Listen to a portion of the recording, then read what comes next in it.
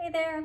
If we don't know each other yet, I'm Kate Noble, and I'm a teacher at Shine Yoga Center in Cincinnati. And I'm also the director and the lead teacher in our teacher training program. And I've been sharing a lot of the physical asana practices online on YouTube. And I just wanted to take some time to kind of slow it down a little bit for what I'm offering out there and do a little bit of a, we call it Dharma talk. So when I think about sharing anything from the yoga tradition, I think it's really important that we acknowledge that a lot of our information that we have here in this modern day in the United States is very far removed from its original roots. So I'm always trying to decipher, what's kind of authentic and what has been changed and evolved and manipulated, and all of those things can be good, right? That we're applying these ancient practices or ancient teachings to modern practices, and that's a good thing. I believe that there's a lot of integrity, and that is the intention of why yoga was created, so that we can all live in a more harmonious state of being within ourselves and as a collective. So I just want to make that acknowledgement that everything that I'm sharing has been translated many times, and it's coming from a certain viewpoint that I have, that we all have, we all have a viewpoint. So I wanted to share today in this way because I feel like a little thing that feels magical happen, and I wanted to share it. And as I'm doing that, I thought it would be a good opportunity to do a little bit of philosophy talk along with all the physical practices that I've been offering. So I've gathered many of the Mortis that live here at Shine. Normally they're all spread out, and some rotate between my house and Shine. So what was here is gathered. And I've got this deck of gods and goddess cards from Mandala Wisdom cards. So if you want a deck of cards like this, that's where they are from. Okay, so this is going to be, I'm going to share a little bit of a personal experience that I've been having recently that is quite relevant and I think will be helpful for the masses at this time. It is April 30th, 2020. So if you're watching this sometime in the future, this is being filmed during this COVID crisis.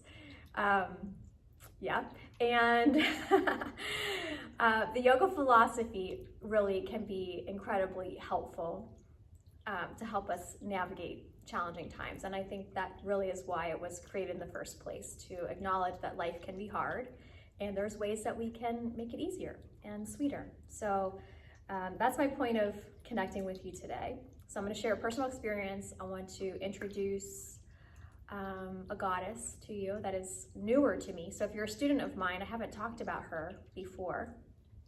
And then also to give you a little bit of background on yoga philosophy in general. Okay, so to the magic. Now, this is the third time that something that feels magical has happened regarding the deities that we acknowledge in yoga practice. The most dramatic one that really made an impression is that I was in a car accident. I had just dropped my sister off early in the morning to get surgery. So I was stressed and tired, and I didn't pay attention, and I ran a red light, and I got nailed right in front of where I was sitting. So right in front of the tire, right by the tire on the driver's side. And I was spinning, and they say your life flashes before you die. That did not happen. Everything just paused. I really felt incredibly peaceful, and we have that saying that Jesus take the wheel. I felt like that. I just let go, and in that spinning, I heard these words, which I found out later are a mantra, but at the time I had not heard them before, and I actually kind of misunderstood the mantra. But what I heard was Om Vakra Tun Dai Om. So I heard that die word, and so I'm like, oh, I'm dying. But I also heard the Om, which is a symbol that reminds us that we're all interconnected and that life and death are a part of each other and that life does go on after death. So hearing those words, I felt really peaceful. What I found out later is that there's a mantra for Ganesh. So this is Ganesh, and or Ganapati, both words work. He is this elephant-headed goddess, and I won't go into all of his story, but I just want to acknowledge him. And I knew his mantra as Om Gum Ganapatiye Namaha, and I practiced that in yoga classes. But then later I found out that, his other mantra is Om Vakratunda Om. So I feel like that mantra had come to me. I don't think I had ever heard it before, but it came to me in that moment. And he is a protector. So I have that impression that there was a little bit of a miracle and it felt good and sweet and whole. So that happened to me. And then as I was preparing for today's practice to tell you about the other little visit I had from another goddess, I remembered that Lakshmi, who's way up there in the back, she, Wendy, who originally opened Shine, she had that statue here at Shine. And for my birthday, my two sisters who had never been to Shine, had never seen that statue, sent me that particular statue. So when I took over here at Shine, Wendy took her Lakshmi statue home and I brought mine in, which is the same. So another one of those synchronicities that is quite interesting. And then now for the reason I'm here today is that we are going through this crisis time, and for a yoga studio owner, our business is going to be one of the hardest ones to really get going like it was. Like, I don't know that normal will ever come again. It's going to change. It's going to change in some way. So, it's hard, and I'm hopeful. So if you're worried about Shine, know that I'm working hard here. But I worry. And I also am tapping deeply into creativity, like how can I keep us going? How can I adapt? So that's why we're doing everything online now. And as I'm working with that and trying to continue to hold this space and deal with my own personal stuff as well as my family, there is a level of stress. And there is this mantra that I love. It's the Gayatri mantra, and it goes like this: Om Bhur Bhuva Swaha Tat Savitur Varenyam Bargo Devasya Dimahi Diyo Yo Na Prachodayat. And it's one of the first mantras, so you can Google it, Gayatri mantra, and you'll find out a whole lot of information. What it means for me in particular is this idea of as we focus on the light, the love, the goodness that's in the world, that exists as God and spirit and matter, that when we focus on that, we fill up with that, we become that. So I chant it for that reason. Now, that first line, you can chant the first line as its own mantra, Om Bhur Bhuva Swaha. And Bhur, as I said earlier, I'm backtracking. As I said before, Om is the energy of all.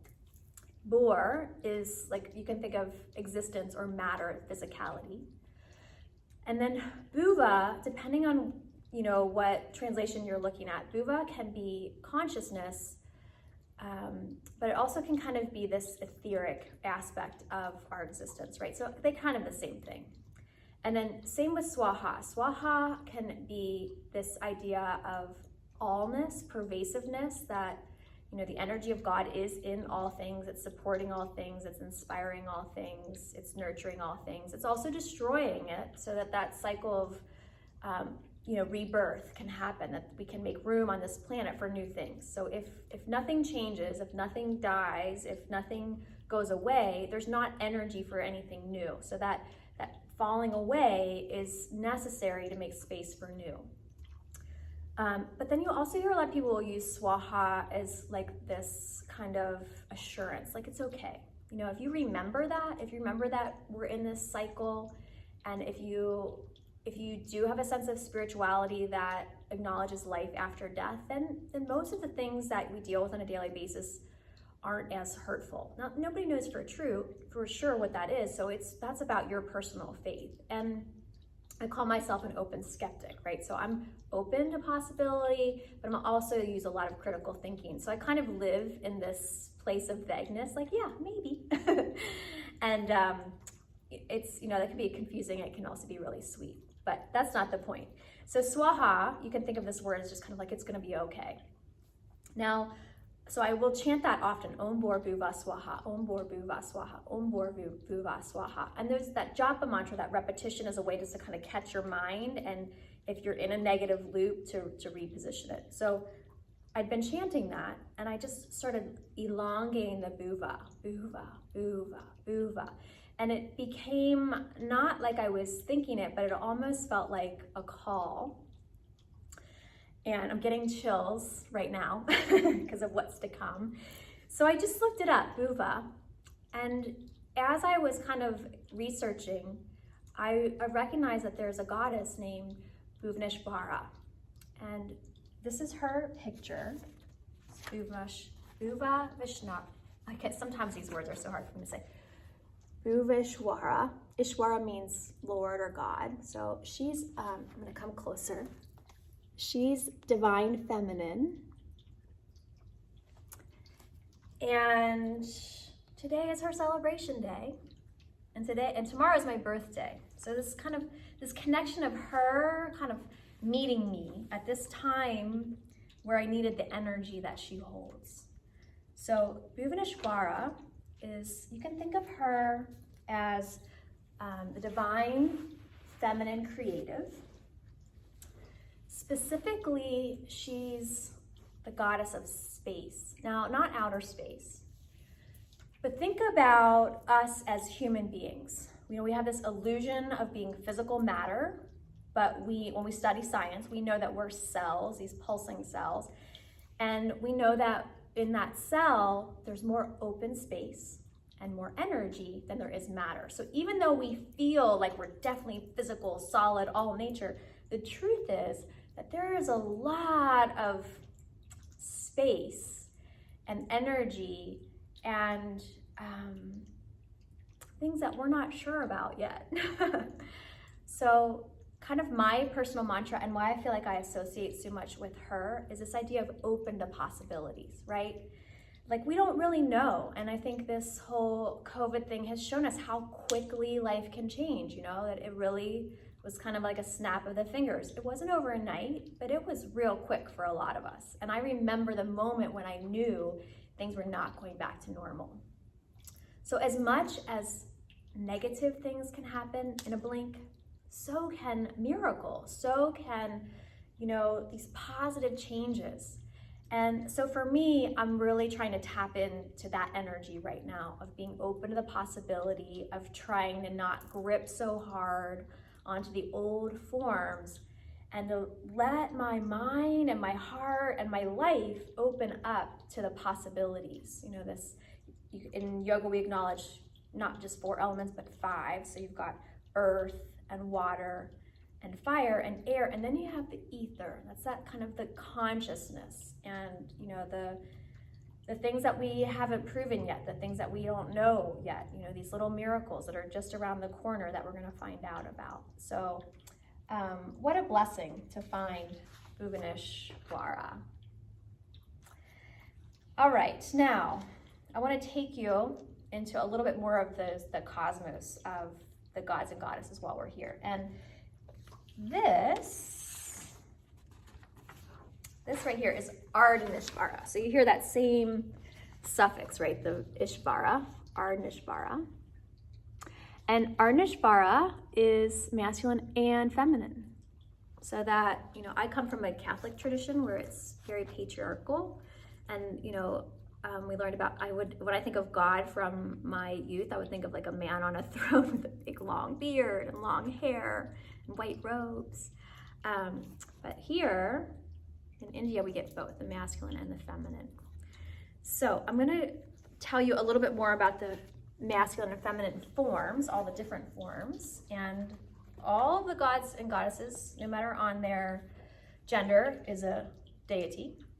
And then we have Devis and Devas. So the Devas are gods and Devis are goddesses.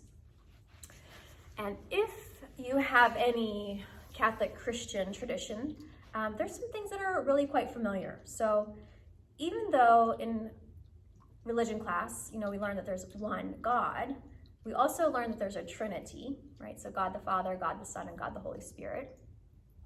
And there's an element of that in the Indian tradition. So in yoga philosophy, everything, at its source is all one. So it's one cosmos. It is conscious, so we share consciousness. It's kind of like it's all spread out. We all have a little bit of it. And we want to work together to elevate that for all of us. And then it does kind of branch out. It branches out into different forms. And so you can think of kind of these 3 levels of creative energy, of sustenance energy, where you're living and you're maintaining life. And then there is the devolution, where things do fall apart, that we do pass away, that we break old forms down so that that cycle can repeat, where there's creation, maintenance, and then dissolution. And there's also then this kind of resting phase, that we're in the spirit world waiting to maybe come back in a new form. Okay, so in each of those creation, maintenance, and dissolution phases, there is a male and female god or goddess. So these are from those cards. And then you're gonna have Brahma, the masculine, and Saraswati, the feminine. So those are the creator gods. And we don't have them here at Shine. Saraswati lives at my house. I keep her when I'm working on teacher training. She's the goddess of creativity, but also education and refinement, elevation. And then in the maintenance aspect, we have Vishnu and Lakshmi. And so I mentioned Lakshmi, she's up there at the top. And Vishnu is, I work with pointing. Vishnu is right here, right in the middle of the tall one. So he actually looks more like a Thai version. Looks like he's got some Thai art. Okay, and then dissolution is Shiva. And then Shiva, his partner, in this case is Parvati, but in that dissolution phase, there's a lot of popular goddesses that are associated with kind of this similar quality, but different names. So Parvati, and then we have here Durga. She's the one on the lion, and Nataraj is a form of Shiva. So those are the goddesses that take things away in the physical plane to allow them to rest in the spiritual plane, then to come back in a new form. Okay, so what I did discover is that Bhuvaneshwari is also a form of Durga. And so she is working on this kind of never-ending process that happens in physical reality, where things grow, things are born, they grow, they live, they die. And that is part of the beauty of life. That being open to that rhythm and flow is important and necessary for us to really feel a sense of peace as life is evolving and changing.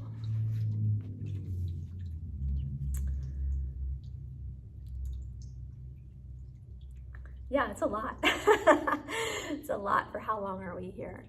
Almost 20 minutes. So if you hung in here with me, I'm glad that you could hear a little bit of this. I'm just contemplating how I want to wrap things up before we leave.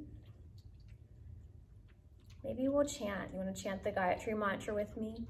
And again, this is not Bhuvaneshwari's chant, but her name is in it. And so, as you listen or chant, you might think about that idea of how much really is unknown in ourselves, in our lives, in our world. And at this time where things feel like they're falling apart, to remember that this is what allows reorganization. This is where we can say, oh yeah, that was not working well. That was causing a lot of pain. That was causing a lot of, agitation. It was causing hurt. Let's let that go. And we might not know what's coming next, right? Like, you think about how the growing cycle works in nature, that at I live here in the Midwest, so in fall, all the leaves are falling down, all the plants, many annuals, beautiful flowers will not return. They're meant for one cycle. So they'll die, but then over the winter, that all composts and it creates nourishment for the next growing cycle. And the other thing that happens, in the winter and then into spring is that we have this freeze and then expand, freeze and expand. So, I will call it in my yoga classes this cracking open of the earth, this, this chaos, this pulsation, this really uncomfortable time is what creates those cracks so the new life can grow up and out. So even though this is a hard time for so many of us, and even if it's not hard for us personally, I think it would be very rare for anyone to not feel for the other people that are hurting at this time in whatever ways that you're hurting, that we're dealing with physical health, but we're also dealing with economic health, and there's a whole lot of nuance in and around all that's happening. So to really tap into this place where maybe we can just sit back a little bit and kind of watch how things are evolving. And then with that backed up vision, so think about if you're on Earth and you go to space and you look down, so having that sense of spaciousness, of removing ourselves a little bit from how we want it to turn out, that we can open up to, little miracles that I feel really are just waiting for space and then waiting for people to notice them and affirm them and celebrate them. Okay, so we're gonna chant the Gayatri Mantra. I'm gonna do that in a minute. And while I'm here in the still, because the mantra is gonna take me into heart space and I won't be so mentally with you, but it's a good place to end. I just wanna say thanks for tuning in. I would love to hear what you thought of this, if you would like to see more of them. So you can email me just email info@shineyoga.com. And if you're watching this video on YouTube, we were also offering them reciprocity. So we're just taking donations at this time. We're not selling anything. We don't have any live classes. So, if you want to help us out to get through this time, feel free to check that out on our website, www.shineyoga.com. And thanks to Bhuvaneshwari for coming to visit me and let me know about her. So, it's a beautiful thing to just contemplate on these qualities and energies that can help you navigate some of your challenging times. Okay, so how we'll do the Gayatri Mantra. If you want to practice at home, then I'm going to do it kind of a little step by step so you can get the hang of it, and then we'll finish with a good sweet one all together. So again, it goes Om, Bhur, Bhuva, Swaha. That's the first line. Then the second line is Tat Savitur Varenyam. The third line is Bhargo Devasya Dhimahi. And then the final line is Dio Yo Na Prachodayat. Okay, so I will sing it once through, and you can listen or you can try and sing it with me. Then I'll do a second round where I'll sing the line, and then I'll sing it again, and that's where you can kind of join in because you'll have heard it once. And then the third time we'll do it long. Now, I did remember one thing I wanted to do. Thanks for bearing with me. This is the first time I've done these, and it's very informal, so kind of a little scattered.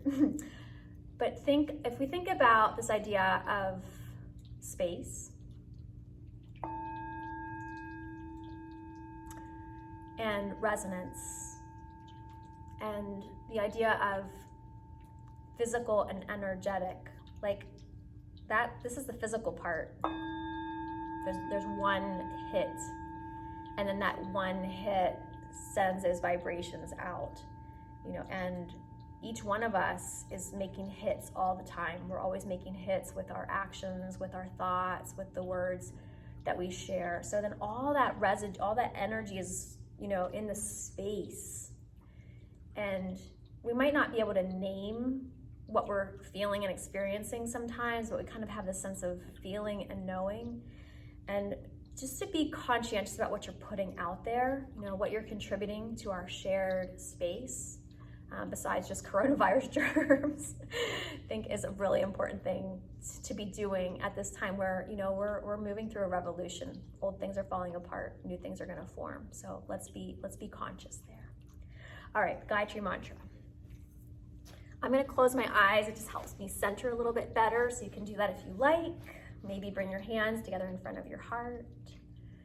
And we'll just take a couple breaths together first. I'm getting up my nerves to chant for you. That also is new and out of my comfort zone. We'll do one Om first. Feel free to join me here. Breathing first out through your nose and back in.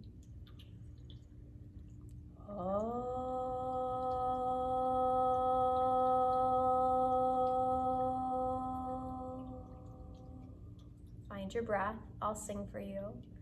Om Bhur Bhuva Swaha Tat Savitur Varenyam Bhargo Devasya Dhimahi Dhiyo Yo Na Prachodayat.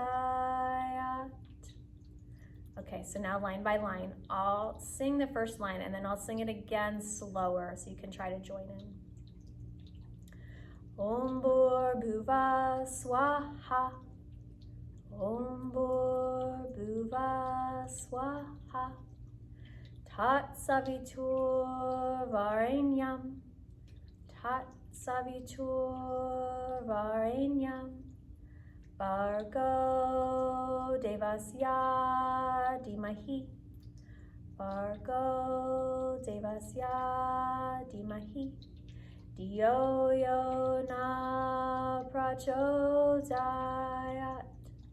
Dhiyo Yo Na Prachodayat. Okay, and one more time, maybe sing it with me. I'll go kind of slow and quiet. Om Bhur Bhuva Swaha Tat Savitur Varenyam Bhargo Devasya Dhimahi Dhiyo Yo Na Prachodayat. One Om, breathing out through nose, back in.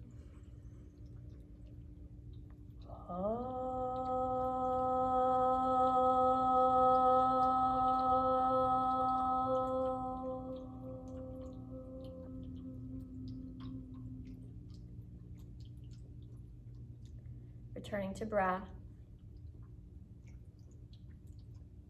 Taking a moment to just allow yourself to have a sense of being clear inside. You know, that you don't have to always be planning and working and problem solving. That really what we need sometimes is just space. Some space just to be, to open up, to soften, to put a little distance between how you think things are and how you think they should work out. The way we sometimes watch movies, that there's just that kind of spaciousness, an element of detachment, not permanent detachment, but that time and space, and the capacity to let old things go. And that in letting old things go, we free up energy for new things to form, to be born. And that takes time. So tapping into patience if we can. Okay, everybody. Besides today being Bhuvaneshwari's celebration day in 2020, it's not always April 30th. All those holidays are connected to the moon and seasons. Tomorrow is May Day. And May Day is two things. May Day is the first instance of May Day was Beltane, so it's in the Celtic tradition, and it's a portal day where this idea where spirit and matter, you know, the veil that divides them is a little softer. So it's a day to connect with spirit. And again, this is tomorrow, May 1st. This idea of connecting to spirit, but also to celebrate your physicality, so that, you know, there's space to honor both spirit and matter, God and nature, love and life. And then it also in, I believe, England was a strike day, right? So it's a day to honor the workers and to make sure that, you know, the people that are really kind of in a lot of ways, the grunt workers, that they're doing hard work without a lot of pay, and they are the thing that's holding up our physical existence. So to honor all the hard workers that you know in your life, and to do what we can to support them in whatever ways that works for you. Okay, it was fun. No, it was fun, a little scary to be just kind of open and vulnerable and casual. I hope you got something out of it. I did in sharing, and at least it's practice of trying something new. So thanks for being here with me today. Namaste.